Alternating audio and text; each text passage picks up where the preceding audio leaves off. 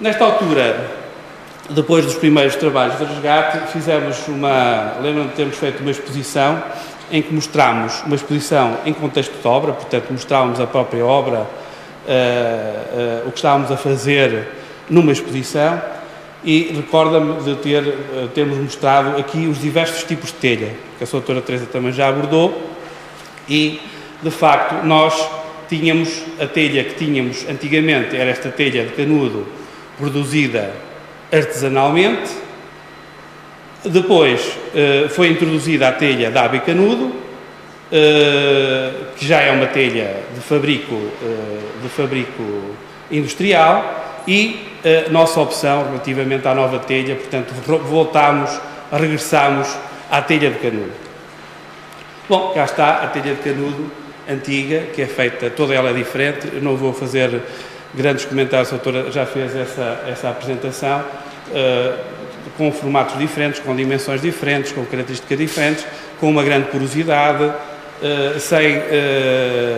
sem estar, obviamente, homologada por qualquer tipo de laboratório, e, portanto, a gente sabe o que é que isso significa hoje em dia nas nossas intervenções, mas, contudo, bastante bonita. Eu acho que continuo a achar fantástica, bastante bonita. Por outro lado, as telhas feitas de fabrico artesanal, neste caso aqui uma telha de aba e canudo, e aqui coloca-se o problema, quando temos uma intervenção muito grande, encontramos nestes edifícios telhas provenientes de vários fabricos. E isso é outro tipo de problema que nós temos, porque depois umas telhas, a maior parte das vezes, não encaixa nas outras e, portanto, às vezes temos este tipo de problemas, que é o que fazer. Quando queremos reabilitar, ou vamos buscar a telha e conseguimos encontrar ainda o fabricante da telha que está lá, ou então depois, como não há isso é uma coisa que por acaso devia acontecer, que é quase haver uma normalização para a dimensão das telhas, para todos os fabricantes, não é? Para que a gente pudesse depois ter a possibilidade de optar. Eu sei que isso para o negócio das telhas é capaz de não ser muito bom, mas para nós dava-nos jeito. Bom, começámos então, de facto, quando tivemos possibilidade de fazer uma intervenção mais profunda, fizemos então uma intervenção e, como a sua doutora também disse, nós tínhamos telha de várias proveniências e fabrico e com vários acabamentos.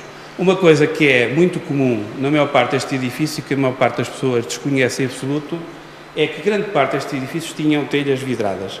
Nós temos encontrado isso em vários edifícios, temos encontrado isso na Sé de Braga, por exemplo, enfim, em vários edifícios aqui do norte de Portugal. É evidente que as telhas vidradas têm algumas qualidades, com certeza, interessantes, porque são telhas, com certeza, que acabam por resistir mais ao tempo, penso eu, não sei, mas penso que poderá acabar por resistir. Agora, tem, de facto, alguns problemas. Quando a telha é nova, é uma telha reflete bastante, parece um espelho. E, de facto, nós, na altura, fizemos um ensaio com vários tipos de telha para tentar perceber qual é que seria a telha que melhor se adequava a esta cobertura. Por outro lado, a doutora também já abordou esta questão, a cor das telhas é um aspecto fundamental também das coberturas, ou seja, a cor das telhas que depois dão a cor das coberturas. Antigamente, durante, digamos, praticamente todo o século XX, havia uma obrigatoriedade imposta pela Direção-Geral de Edifícios Internacionais que nas áreas de proteção dos edifícios classificados a telha tinha que ser patinada. E era por isto que a maior parte da telha que existia nos edifícios antigos e nos edifícios classificados e nas áreas de proteção era uma telha que era patinada e normalmente uma telha escura.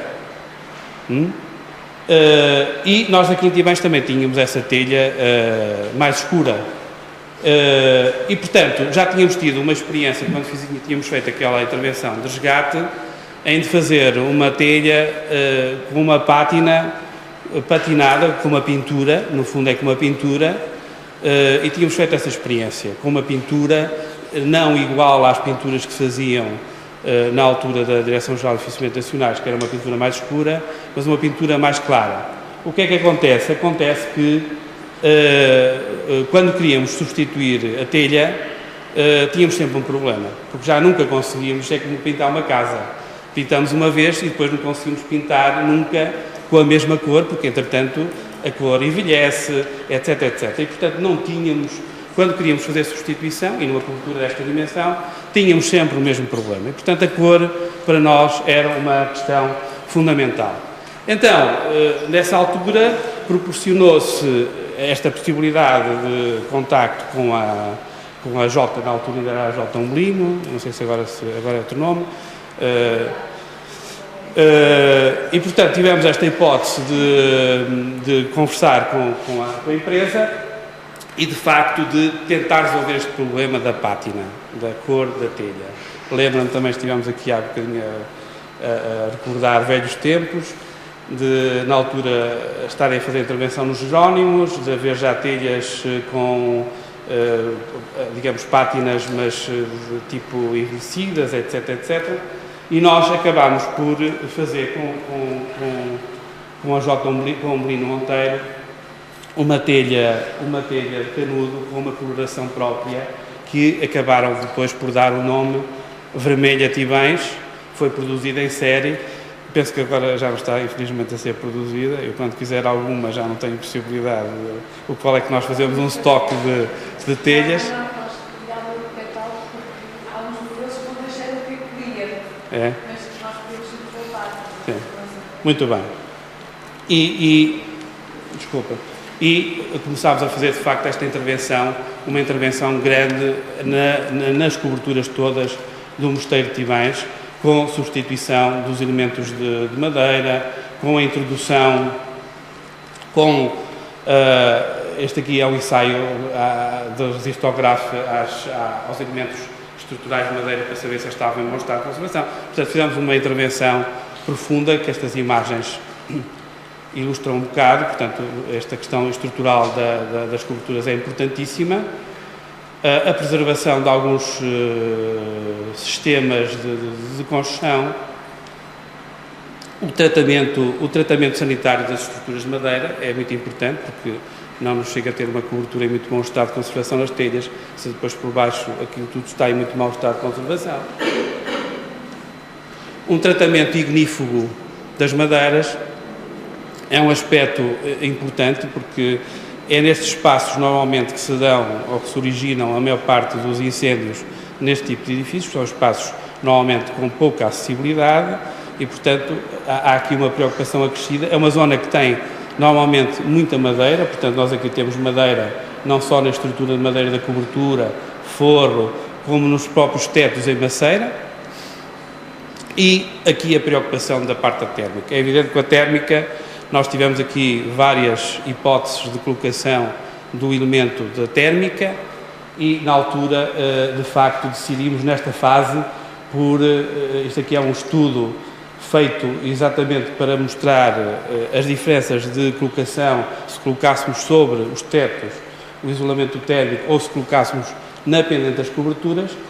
Nos tetos acabámos por desistir de colocar, porque percebemos que os ratos que andam na cobertura depois faziam ninhos debaixo do próprio isolamento térmico. Portanto, tínhamos isolamento térmico, mas depois tínhamos lá uma colónia de ratos. É evidente que com certeza continuam a existir ratos. Por exemplo, em Mafra, nas reabilitações das coberturas que os meus colegas fizeram em Mafra, uma das coisas que descobriram é que havia imensas cobras neste vão do telhado e que foram mantidas. Foram retiradas durante a execução da obra e depois foram lá recolocadas. Porquê? Porque exatamente, como há ratos, as cobras comiam os ratos e, portanto, isto é uma coisa que tem a ver com um ecossistema e, portanto, se houver muitas cobras numa cobertura, não as tirem, porque elas têm ali uma função importante que é matar os ratos. E, portanto, esta questão das térmicas e do património vive um pouco também destas questões que às vezes parecem acessórias, mas não são.